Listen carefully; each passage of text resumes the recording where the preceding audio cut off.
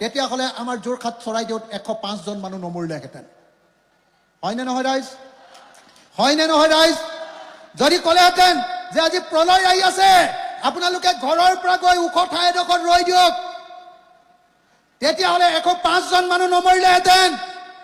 জানিও অসমৰ মুখ্যমন্ত্ৰী বিমল বৰা আৰু শিৱসাগৰ ডিচিয়ে এই যে 105 জন মানুহ বচাবৰ কাৰণে ব্যৱস্থা নকৰিলে, তাৰ কাৰণে তেওঁলোক জগৰীয়া হয়নে নহয় ৰাইজ? হয়নে নহয়? হয়নে নহয়?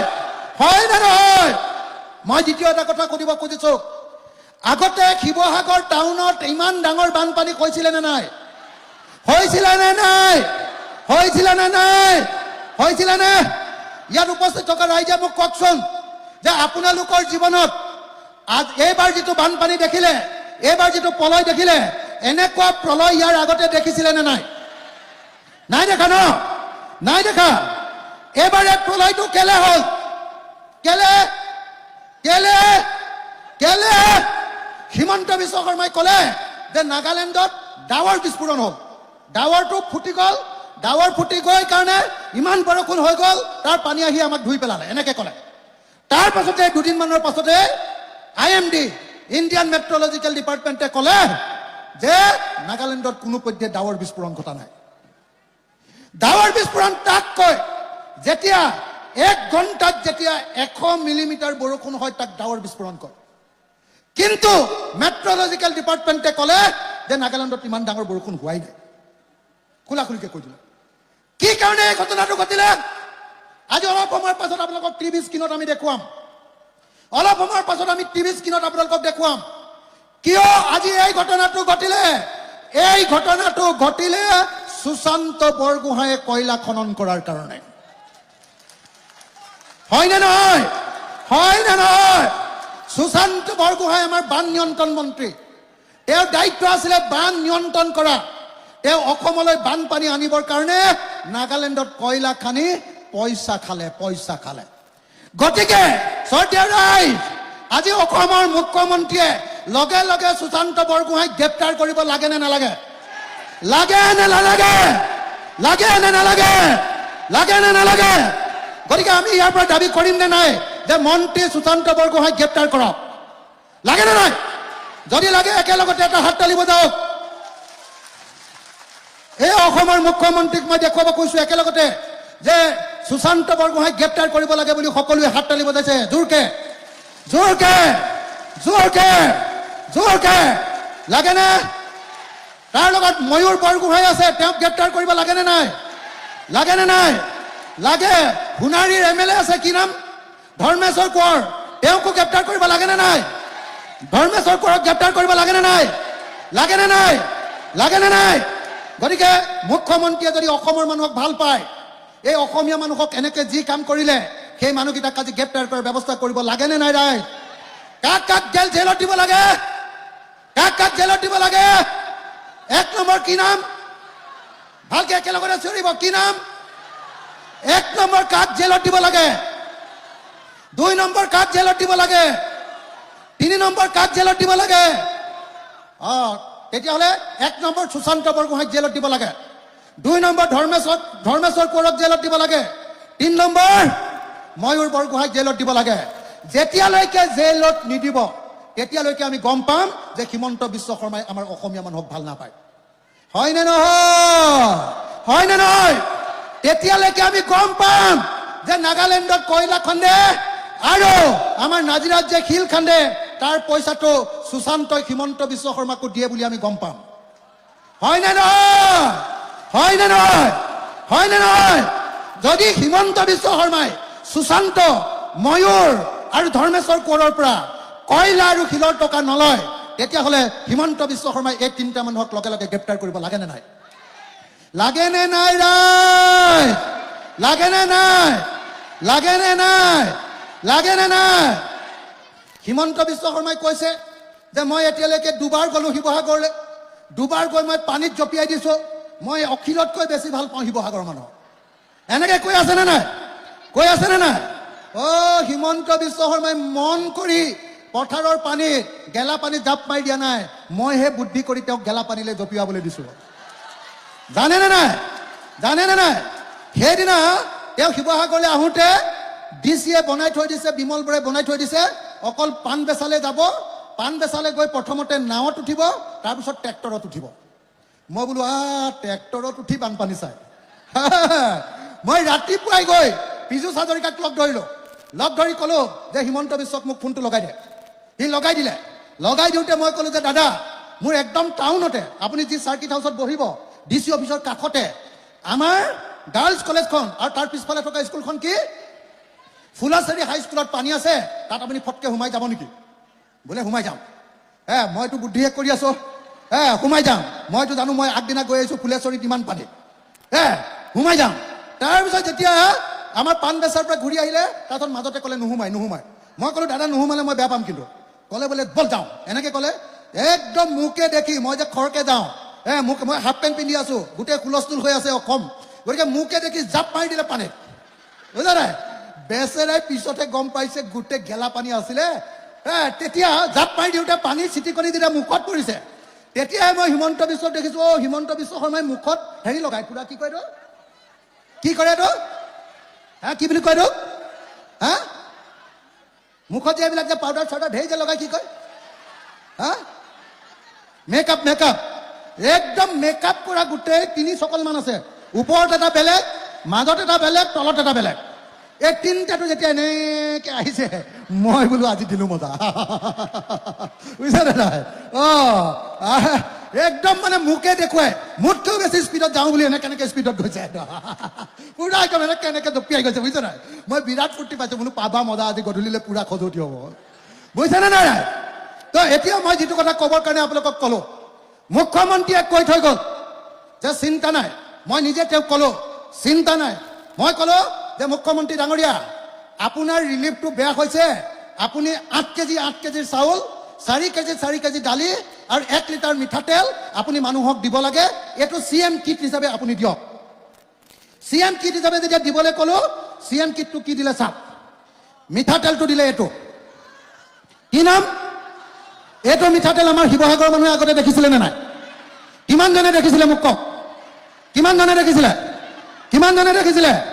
দেখিছিলে নেকি? নাই দেখা।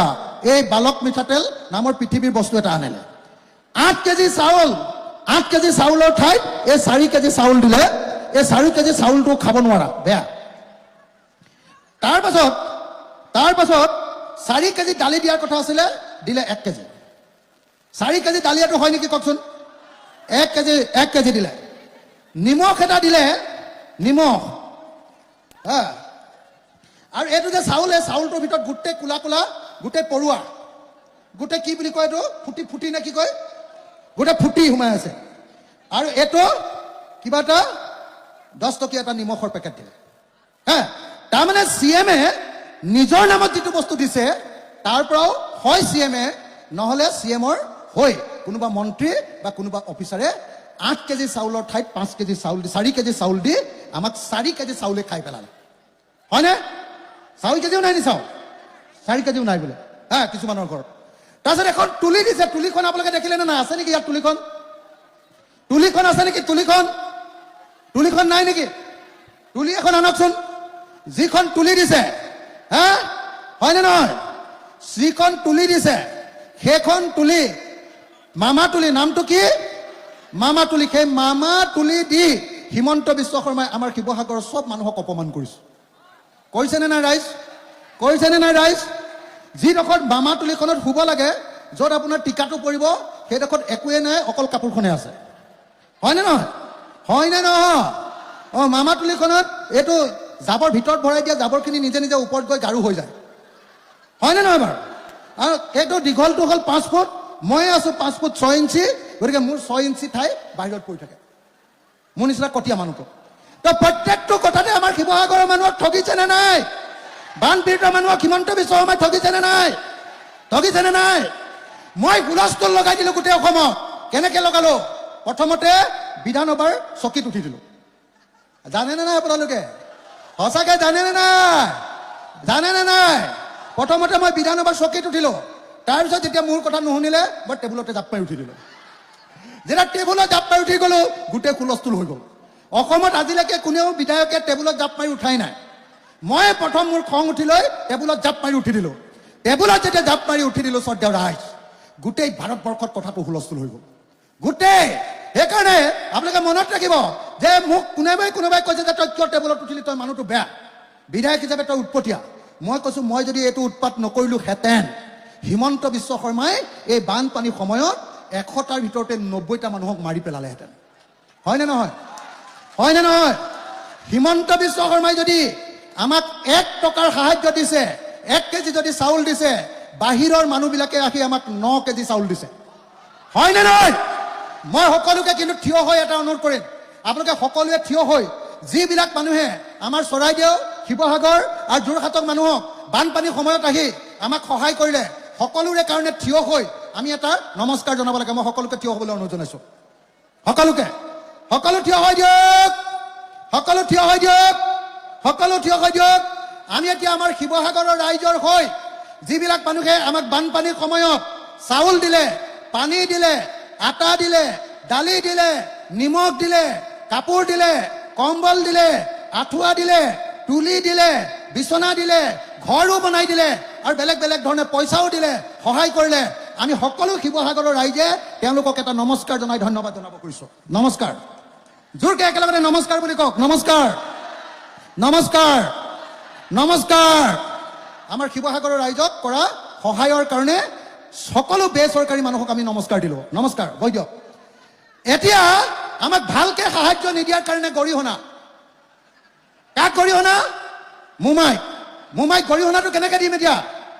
ভালকে সহায় নকৰাৰ কাৰণে আৰু সহায় কৰাৰ নামত আমাক যিখন মোমাই তুলি দিলে, মামাৰ তুলি, আৰু সহায় কৰিবলৈ গৈ আমাক যিটো বালক মিঠাতেল দিলে, বালক মিঠাতেল দিলে, তাৰ কাৰণে গৰিহণাটো কেনেকে দিম?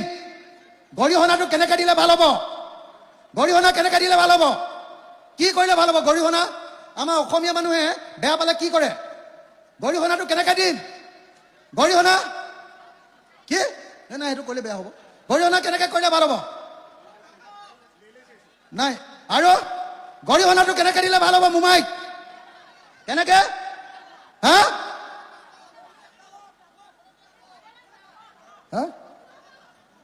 সকলোকে মই আকৌ এবাৰ থিয় হ'বলৈ অনুৰোধ জনাইছোঁ। সকলোকে আমি যি সময়ত ভাৰতবৰ্ষৰ বিভিন্ন ঠাইৰ পৰা ইউটিউবাৰ আহিলে, অসমৰ ইউটিউবাৰ আহিলে, বাহিৰৰ উদ্যোগপতি আহিলে, বাহিৰৰ মানুহ আহিলে, এক্ট্ৰেছ আহিলে, চেলিব্ৰিটি আহিলে, আৰু আটাইতকৈ ডাঙৰ কি গেট খালী আহি গ'ল, চববিলাক মানুহে আহি আমাক যি সময়ত সহায় কৰিলে, যি সময়ত আমাক সহায় কৰিলে, হয়নে? সেই সহায় কৰা মানুহবিলাকক যি সময়ত আমি সকলোৱে নমস্কাৰ দিলোঁ, এতিয়া হিমন্ত বিশ্ব শৰ্মাৰ বিজেপি চৰকাৰখনে আমাৰ নামত টকা খোৱাৰ কাৰণে আমি এতিয়া এটা গৰিহণা দিম। আমাৰ নামত বালক মিঠাতেল দিয়াৰ কাৰণে, আমাৰ নামত একদম মোমাই তুলিখন দিয়াৰ কাৰণে, আমাৰ নামত মোমাই আঁঠুৱাখন দিয়াৰ কাৰণে আমি এতিয়া এটা গৰিহণা দিম। কি বুলি গৰিহণা দিম? কি বুলি দিলে ভাল হ'ব? এনেকে বুলি দিম নেকি? এনেকে নে এনেকে দিয়ে? এনেকে নে এনেকে? তললে তললে বুঢ়া আঙুলিটো, এনেকে তললে বুঢ়া আঙুলিটো, তললে বুঢ়া আঙুলিটো অলপ ভালকে একদম এনেকে চক। কথাটো বুজি ল'ব দেই। যেতিয়া তাৰমানে এইটো ডাউন ডাউন ডাউন ডাউন মানে তললে, তাৰমানে বুজা নাই? তললে তোমালোকৰ কাম নাই, ডাউন ডাউন। তো আমি হিমন্ত বিশ্ব শৰ্মা চৰকাৰখনক, হিমন্ত বিশ্ব শৰ্মাক এই বানপানীত আমাক অন্যায় কৰাৰ কাৰণে আৰু আচলতে সহায় নকৰাৰ কাৰণে ডাউন ডাউন। মানে আমি আজি তেওঁক আমি একদম এনেকুৱা চেই বুলি ক'লে বেয়া হ'ব। কি বুলি ক'ম? কি বুলি ক'লে ভাল হ'ব? ডাউন ডাউনটো অসমীয়াত কি ক'ম? হিমন্ত বিশ্বৰ কাম নাই, কাম নাই, এনেকে সোঁহাত চবৰে এনেকে তললে বুঢ়া আঙুলিটো। হিমন্ত বিশ্বৰ কাম নাই, হিমন্ত বিশ্বৰ কাম নাই, হিমন্ত বিশ্বৰ কাম নাই, হিমন্ত বিশ্বৰ কাম নাই। Down down Himanta Biswa, down down Himanta Biswa, down down Assam চৰকাৰ, down down Assam government, down down BJP government. একদম পাই গৈছে মজা, হয়নে নহয়? এতিয়া লাষ্ট শ্ৰদ্ধা ৰাইজ, এতিয়া চৰকাৰে মই হুলস্থুল কৰাৰ কাৰণে ক'লে যে প্ৰথমতে মানুহবিলাকক অকণমান সহায় কৰি দিম 15,000 টকা দিম। মই আকৌ ক'ল 15,000 কি হয়? তেতিয়া ক'লে 25,000 দিম। মই আপোনালোকক সুধিব এতিয়া খুজিছোঁ, সঁচা কথা ক'ব, সঁচা কথা কোনেও মিছা নক'ব। ইয়াত থকা কিমান মানুহে এতিয়ালৈকে 15,000 টকাটো পালে? পুৱা মানুহবিলাকৰ হাতখন তুলি দিব, পুৱা মানুহবিলাকৰ যোনে যোনে পালে দে পালে, পুৱাখিনি এইখিনি 15,000 পালে। এতিয়া 15,000 নোপোৱাখিনি হাত তুলি দিয়ক। দেখিছে 15,000 নোপোৱা মানুহৰ হাত চাওক আৰু 15,000 পোৱা মানুহৰ হাত চাইছিলে আপোনালোকে? নাই পোৱা? বহি দিয়ক। চৰকাৰে কৈছিলে যে তাৎক্ষণিক সাহায্য দিম, তাৎক্ষণিক। তাৎক্ষণিক মানে কি? 24 ঘণ্টাৰ ভিতৰত, হয়নে নহয়? তাৎক্ষণিক মানে 36 ঘণ্টাৰ ভিতৰত, তাৎক্ষণিক মানে 48 ঘণ্টাৰ ভিতৰত, দুদিনৰ ভিতৰত। এতিয়া কেইদিন হ'ল বানপানী হোৱা? কেইদিন হ'ল? এমাহ কেইদিন? আজি এমাহ 6 দিন। এমাহ 6 দিনৰ পাছত আমাক যে 15,000 টকা দিয়া নাই, তাৰ কাৰণে হিমন্ত বিশ্বক এটা গালি দিব লাগিবনে নাই? লাগিবনে নাই? লাগিবনে নাই? 48 ঘণ্টাৰ ভিতৰত, 48। আজি এতিয়া 12টা বাজিছে, 12টা পাৰ হৈ গ'ল। কেইটা বাজিলে? 12টা বুলিয়ে ধৰিলো। 12টা বজাৰ ভিতৰত আজি কেই তাৰিখ? 25 তাৰিখ 12 বজা, 27 তাৰিখ 12 বজা, নে 12 নহয়, ৰাতি 12টালৈকে দি দিওঁ 27 তাৰিখ, হ'বনে? 27 তাৰিখ ৰাতি 12 বজাৰ ভিতৰত চবৰ একাউণ্টত 15,000 আৰু 10,000, 25,000 টকা যদি নোসোমায়, 28 তাৰিখৰ দিনা আমি DC অফিচলৈ সকলো মানুহ আকৌ আহিম। আহিবনে নাহে? আহিবনে নাহে? আহিবনে নাহে? আহিবনে নাহে? কিমানে আহিব? 27 তাৰিখ ৰাতি 12টা বজালৈকে একাউণ্ট চাম, হয়নে?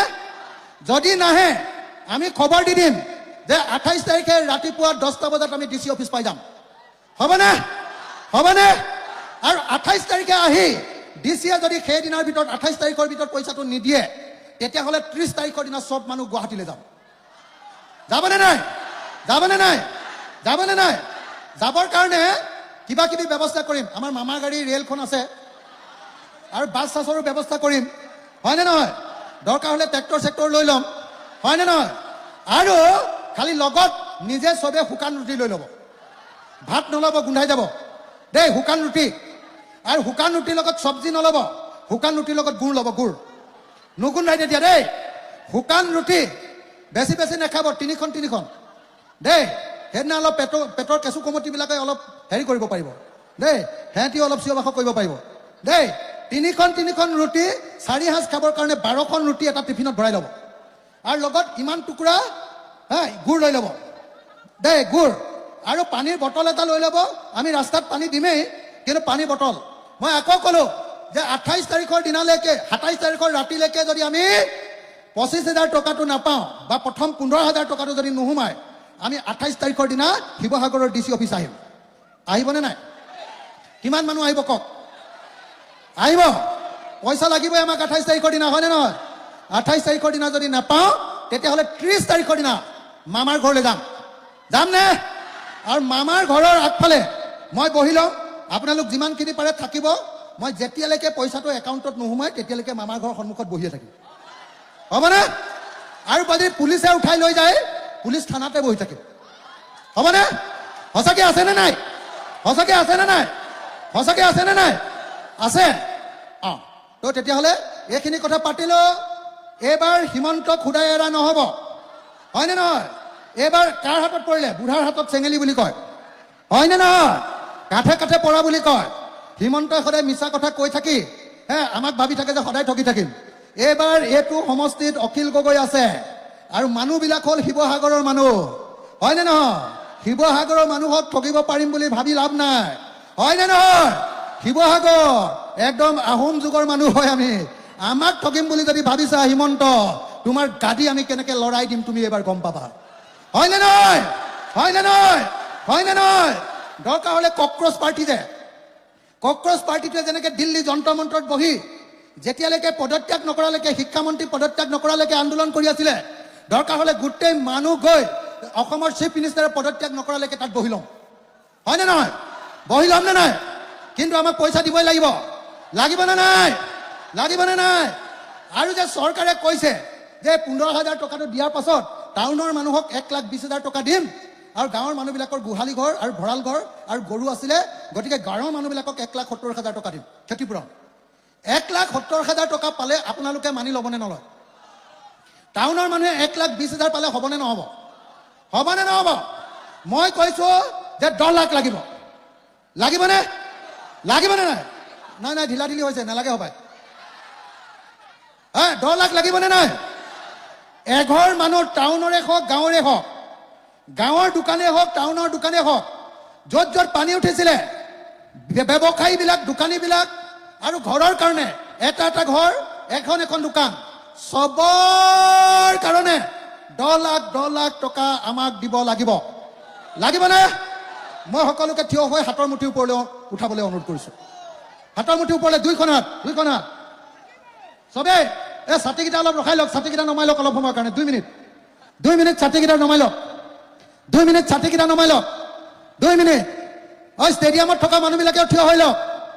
ষ্টেডিয়ামত থকা মানুহবিলাকেও হাতকেইখন ওপৰলৈ তুলি লওক।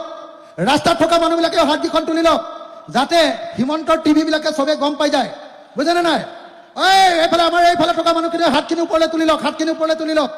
চবে হাত ওপৰলৈ তুলি লওক। আমি এতিয়া শপত খাম যে 10 লাখ টকা যদি নিদিয়ে তেতিয়াহ'লে হিমন্ত বিশ্ব শৰ্মা চৰকাৰক আমি উফৰাই পেলাম। উফৰাম নে নাই? 10 লাখ টকা লাগিবনে নাই? গতিকে এতিয়া সকলোকে দুইখন হাত ওপৰলৈ তোলক। জোৰকে হাতখন, মানে আন্দোলন কৰিলে যেনেকে জিন্দাবাদ কৰোঁতে জোৰকে, তেনেকে সকলোৱে একেলগতে মই কৈ যাম। আপোনালোকে সকলোৱে মাতিব দেই।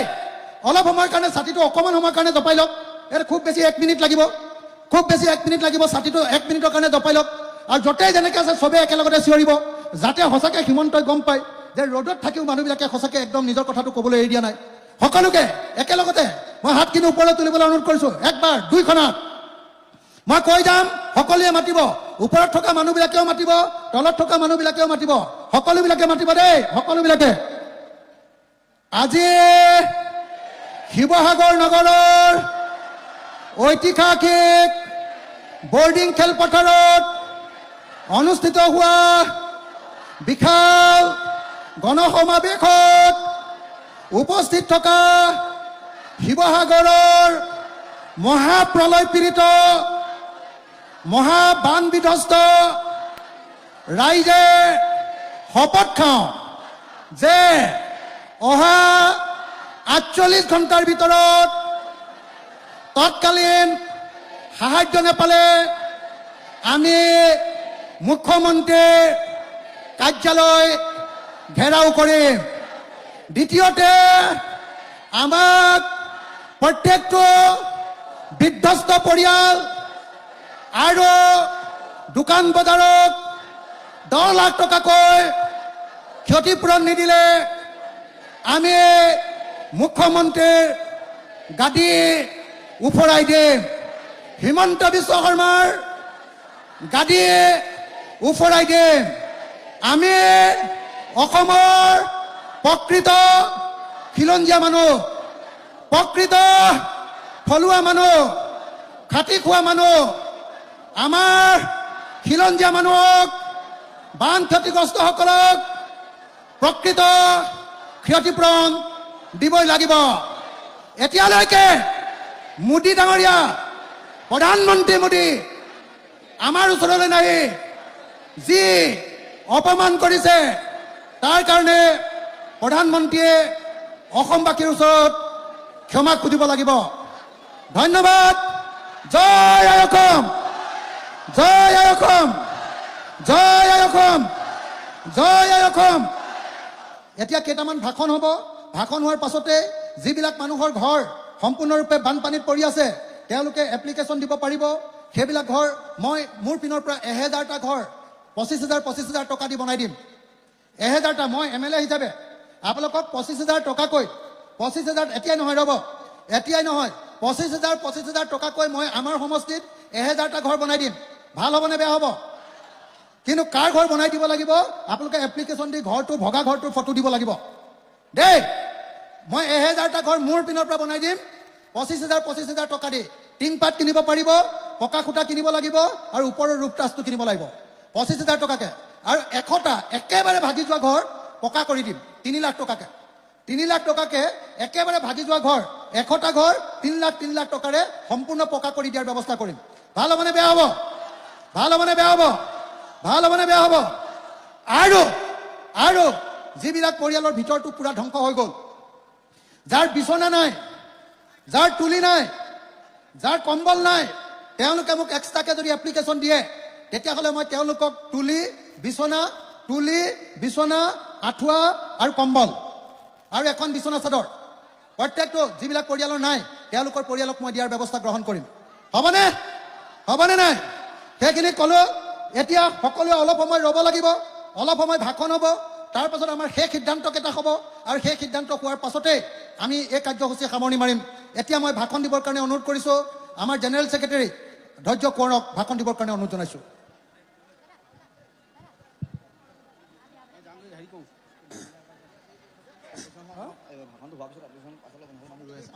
বেছি নহয়। এতিয়া আমাৰ মাজলৈ অলপ পইচা লৈ আহিছে আমাৰ ডিব্ৰুগড় জিলাৰ খোৱাং সমষ্টিৰ ৰাইজৰ দলৰ তৰফৰ পৰা আমাক বান সাহায্য দিবৰ কাৰণে কিছু পইচা আৰু লগত কিছু বস্তু লৈ আহিছে। মই তেখেতক দিবলৈ অনুৰোধ কৰিলোঁ। আমাৰ হিতেশ গগৈ প্ৰেচিডেণ্টে লৈ আহিছে খোৱাঙৰ পৰা অলপ পইচা, ছাত্ৰ ছাত্ৰীৰ কাৰণে বহি। অকণমান ৰ'ব, থিয় হৈ নিদিব।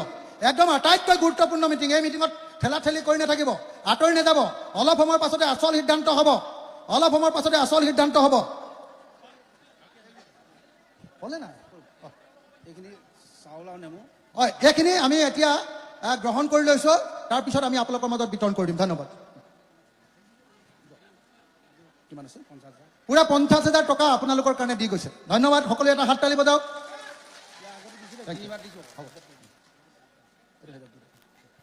এতিয়া আমাৰ ধৈৰ্য কোঁৱৰে বক্তৃতা দিব। ধৈৰ্য কোঁৱৰ।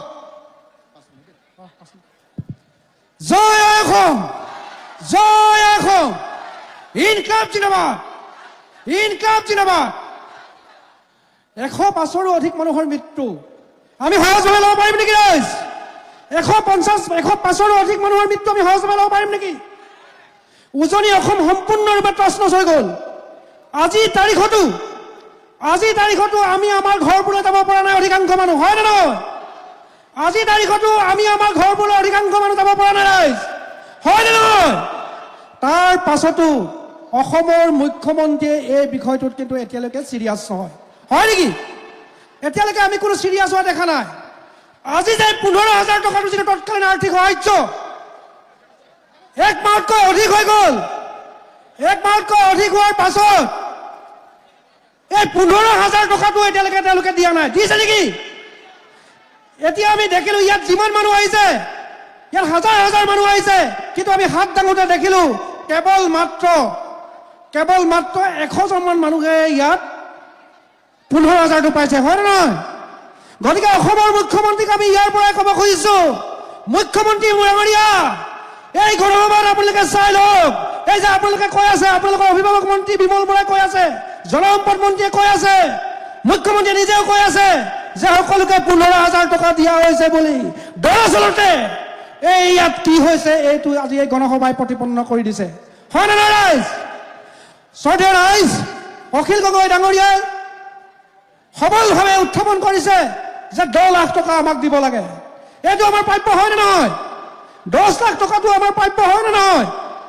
গতিকে মই আপোনালোকক এটাই অনুৰোধ কৰোঁ, সকলো কথা ইতিমধ্যে কৈ গৈছে, এটাই আহ্বান কৰোঁ, যেতিয়ালৈকে আমি 10ৰ পৰা 15 লাখ টকা ক্ষতিগ্ৰস্ত লোকে নেপাম, তেতিয়ালৈকে আমি আমাৰ এই আন্দোলন অব্যাহত ৰাখিব লাগিব। আমি পাৰিম নে নোৱাৰিম? আমি অসমৰ মুখ্যমন্ত্ৰী যদি আমি নাপাওঁ, অসমৰ মুখ্যমন্ত্ৰী ঘৰ ঘেৰাব কৰিব পাৰিম নে নোৱাৰিম? আমি কৰিব পাৰিম নে নোৱাৰিম ৰাইজ? আমি কৰিব লাগিব। কাৰণ এই বানপানীৰ মূল খলনায়ক হ'ল এই চৰকাৰে। এইটো কোনো প্ৰাকৃতিক দুৰ্যোগ নহয়, এয়া মানৱ সৃষ্ট আৰু চৰকাৰ সৃষ্ট। এই যে নগা পাহাৰত কয়লা খনন হৈছে, দিখৌ বক্ষ যে খান্দি দিছে, শিল যে খান্দিছে, ইয়াৰ কাৰণে আচলতে এই জলপলয় হৈছে। এই জলপলয়ৰ মূল খলনায়ক ডিমৌ সমষ্টিৰ বিধায়ক সুশান্ত বৰগোহাঁই। এইটো সকলোৱে এতিয়া সৰ্বজন বিদিত, সকলোৱে এই কথাটো মুখে মুখে কৈছে। আমি সকলোৱে জানো নে নাজানো বাৰু কওকচোন? এই যে ময়ূৰ বৰগোহাঁই নাজিৰা সমষ্টিত ঘূৰাই যে শিল খনন আৰু চিণ্ডিকেটৰ লগত যে জড়িত কথাটো এইটো দিনৰ পোহৰৰ দৰে স্পষ্ট হয় নে নহয়? দিনৰ পোহৰৰ দৰে স্পষ্ট হয় নে নহয় কওকচোন? ধৰ্মেশ্বৰ কোঁৱৰ স্কুলৰ এটা পবিত্ৰ শিক্ষকতা এৰি ক'ত থাকিছে? কয়লাৰ বেপাৰত, কয়লাৰ চিণ্ডিকেটত, আৰু এই চিণ্ডিকেটৰ পইচা দিছপুৰলৈকে যায়। আৰু সেইকাৰণে অসমৰ মুখ্যমন্ত্ৰীয়ে আজি তাৰিখত CBI তদন্ত দিব পৰা নাই। আমি সকলোৱে ইয়াৰ পৰা এটাই দাবী উত্থাপন কৰিব লাগে, এই 155ৰো অধিক মানুহৰ মৃত্যুৰ এই জলপ্ৰলয়ৰ কাৰণে সুশান্ত বৰগোহাঁই, ময়ূৰ বৰগোহাঁই, ধৰ্মেশ্বৰ কোঁৱৰহঁতক গ্ৰেপ্তাৰ কৰি CBI তদন্ত ঘোষণা কৰিব লাগে। লাগে নে নালাগে? যদি লাগে সকলোৱে হাত দাঙক, সকলোৱে হাত দাঙক। গতিকে আমাৰ এটাই দাবী যে আমাক অনতিপলমে CBI তদন্ত লাগে, আৰু এই মহাপ্ৰলয়ৰ, এই মহৎ জলপ্ৰলয়ৰ মূল খলনায়কসকলক আমি চিনাক্তকৰণ কৰিব লাগে। নহ'লে অদূৰ ভৱিষ্যতেও আকৌ এইদৰে খনন হ'ব, এইদৰে চিণ্ডিকেট হ'ব, আৰু এনেকৈ বাৰে বাৰে জলপ্ৰলয় আহিয়ে থাকিব। গতিকে সেইকাৰণে এই যুঁজখনত আমি এতিয়াৰ পৰা সংকল্পবদ্ধ হৈ থিয় দিব লাগিব ৰাইজ। দ্বিতীয় মূল কথাটো হৈছে যে আমাৰ এতিয়া সম্পূৰ্ণৰূপে আমাক ভাঙি পেলালে, আমি থিয় হ'ব পৰা অৱস্থাত নাই, হয়নে নহয় কওকচোন? গতিকে আমাক পূৰ্ণ সংস্থাপন লাগে। পূৰ্ণ সংস্থাপনৰ কাৰণে অন্তত কমেও 1000 কোটি টকা চৰকাৰে ঘোষণা কৰিব লাগে। আজি দিল্লী, আজি অমিত শ্বাহ, নৰেন্দ্ৰ মোদী যেতিয়া নিৰ্বাচন হয় ইয়াত ঘনে ঘনে তাঁত বাতি হয়, হয়নে নহয় কওকচোন? কিন্তু আজি এমাহৰো অধিক হ'ল, 1 মাহ 6 দিন হ'ল, কিন্তু সাধাৰণ এটা বিবৃতিও আমি দেখা নাপালোঁ। অহাটো দূৰৰ কথা, এই বানপানীক লৈ নৰেন্দ্ৰ মোদী আৰু অমিত শ্বাহে সাধাৰণ এটা উদ্বেগো প্ৰকাশ কৰা আমি দেখা নাপালোঁ। অথচ মুখ্যমন্ত্ৰীজনে কয় যে তেওঁ বিৰাট শক্তিশালী মানুহ, কিন্তু দিল্লীৰ ওচৰত আমাৰ সমস্যাৰ কথা ক'বলৈ তেওঁ আজিলৈকে সাহস কলিজাত দম নহ'ল। আৰু এই আমাৰ মুখ্যমন্ত্ৰী। শ্ৰদ্ধেয় ৰাইজ, আমি আহ্বান কৰোঁ যে 10 লাখ টকা যেতিয়ালৈকে নাপাওঁ তেতিয়ালৈকে আমি ক্ষান্ত যাতে নহওঁ, সেইকাৰণে এতিয়াৰ পৰা সংকল্পবদ্ধ হওক। মই বেছি দীঘলীয়া কথা নকওঁ, মই এই কথাখিনিকে ক'লোঁ। খালি এটা কথা দিছোঁ, এই যুঁজখনত আমি সদায় আপোনালোকৰ লগত আছোঁ। আৰু এটা কথা কৈ থাকোঁ শেষত, আপোনালোকে দেখিছেনে এই DC গৰাকী যে, এই DC গৰাকীয়ে কি ক'ব লাগিছিল? তেওঁ নিজে বানপীড়িতৰ কাষত যাব লাগিছিল নে নালাগিছিল কওকচোন ৰাইজ? এই সময়ত তেওঁলোক আমাৰ পাব্লিক চাৰ্ভেণ্ট, আমাৰ টেক্স, আমাৰ কৰেৰে তেওঁলোকক চাকৰি আমি দৰমহা দি ৰাখিছোঁ। কিন্তু তেওঁলোকে যাব লাগিছিল কি? ফিল্ডলৈ, ৰাইজৰ মাজলৈ। কিন্তু ইয়াত তেওঁলোকে কৰিছে কি? ৰাইজৰ পৰা অহা আবেদনো তেওঁলোকে নাকচ কৰি আছে, হয় নহয়? আৰু সেই কথাটো অখিল গগৈ কোৱাৰ কাৰণে ওলোটাই অখিল গগৈকে নীতি শিক্ষা দিবলৈ আহিছে। গতিকে এনেকুৱা DC আমাৰ প্ৰয়োজন আছে নেকি ৰাইজ? এনেকুৱা DC আমাক লাগে নেকি? প্ৰয়োজন হ'লে আমি এই DCকো উফৰাই দিব লাগিব ইয়াৰ পৰা। গতিকে আমি আমাৰ প্ৰাপ্য ল'ব লাগিব। কাম একাষৰীয়া কৰি আমি আজি ইয়াত প্ৰতিবাদ মুখৰ হ'ব লগা হৈছে কিয়? হিমন্ত বিশ্ব শৰ্মা চৰকাৰৰ হেমাহিৰ বাবে। হিমন্ত বিশ্ব শৰ্মা চৰকাৰ আৰু শিৱসাগৰ জিলা প্ৰশাসন আৰু চৰকাৰৰ কেইজনমান বৰমূৰীয়া নেতাৰ খকৰ বাবে, লোভৰ বাবে। কাৰণ ৰাইজে পাবলগীয়া 15,000 টকাটো দিবলৈ, ৰাইজে পাবলগীয়া 25,000 টকাটো দিবৰ সময়তো তেওঁলোকৰ হিচাপ নিকাচ বিজেপিকৰণৰ অন্ত নাই পৰা, হয়নে নহয়? কিমান ৰাইজে নাই পোৱা পইচা? মই যেনিয়ে চাইছো সকলোৱে হাত দাঙিছে। গতিকে প্ৰশ্নটো এইটোৱেই, যদি ইয়াত উপস্থিত থকা সকলোৱে টকাটো নাই পোৱা, তেন্তে টকাটো পাইছে কোনে? ৰাইজে কৈছে বিজেপিৰ মানুহে পাইছে। এয়া কাৰ টকা আছিল?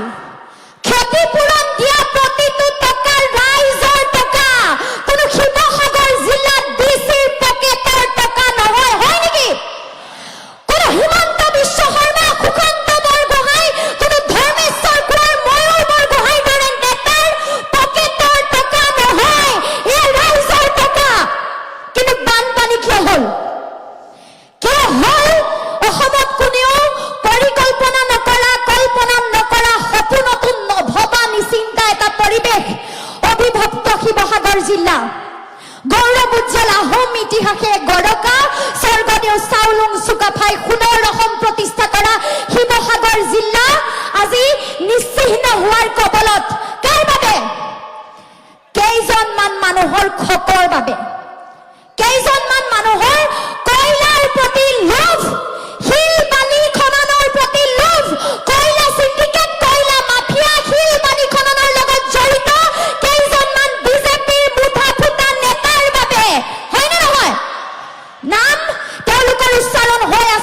তেওঁলোকে এতিয়ালৈকে ক'ব পৰা নাই যে মোৰ বিৰুদ্ধে CBI তদন্ত দিয়ক। কাৰ কাৰ নাম ওলাইছে? ৰাইজে কৈছে সুশান্ত বৰগোহাঁইৰ নাম ওলাইছে, আৰু কাৰ? ময়ূৰ বৰগোহাঁইৰ নাম ওলাইছে, আৰু কাৰ? ধৰ্মেশ্বৰ কোঁৱৰৰ নাম ওলাইছে, বহু কেইজন ব্যক্তিৰ নাম ওলাইছে। ময়ূৰ বৰগোহাঁইয়ে কৈছে, কি কৈছে? যে তেওঁ অহিংস নীতিত বিশ্বাস নকৰে। শিৱসাগৰ জিলাৰ বৰ্ডিং ফিল্ডত থিয় হৈ কৈছো, তেওঁ নিজৰ জিলাত থিয় হৈ কৈছো, এইখন জিলাৰে বিধায়ক তেওঁ। কি কৰিব?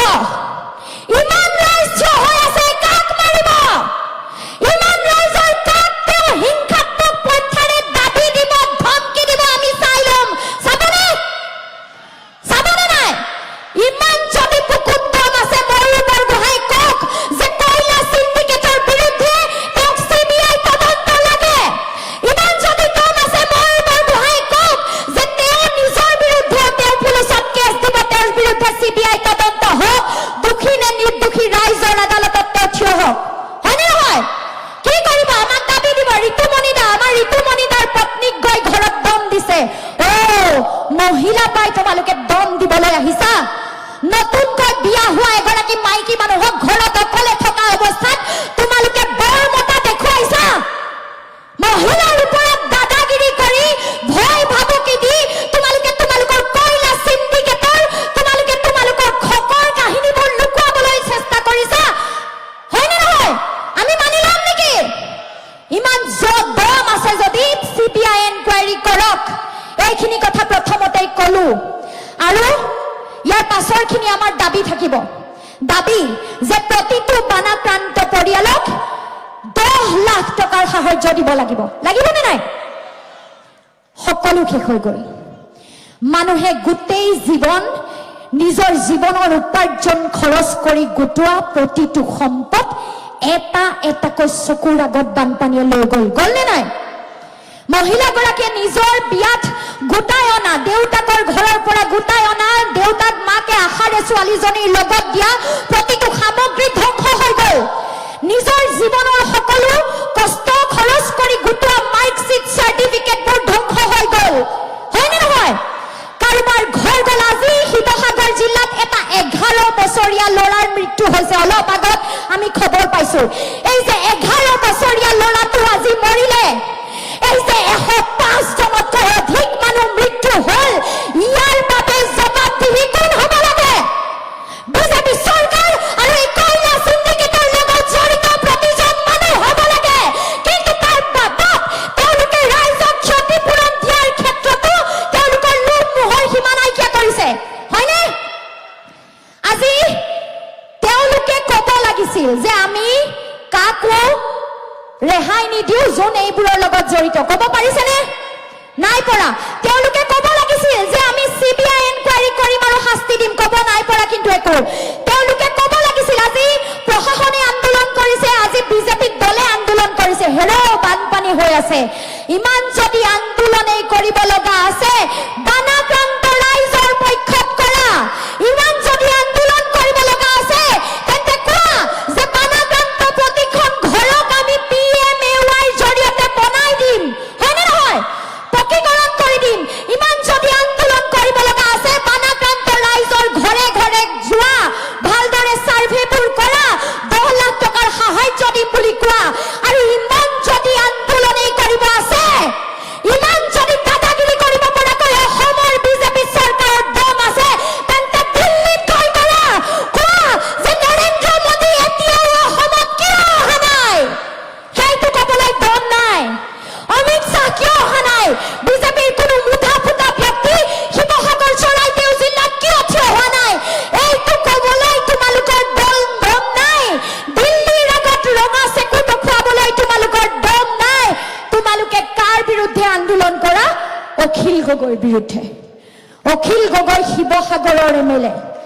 এজন শিৱসাগৰৰ MLAৰ ভয়ত বিজেপিয়ে জিলাই জিলাই আন্দোলন কৰিছে। আৰু তোমালোকৰতো এজন প্ৰধানমন্ত্ৰী আছিল, নাছিল জানো? ভাৰতৰ এজন প্ৰধানমন্ত্ৰী আছিল, ভাইও আৰু বেহনো বুলি কয়, গামোচাখন পিন্ধে। এতিয়া বানপানীৰ সময়ত ৰাইজৰ চকু পানীবোৰ মুচিবলৈ গামোচাখন কান্ধত লৈ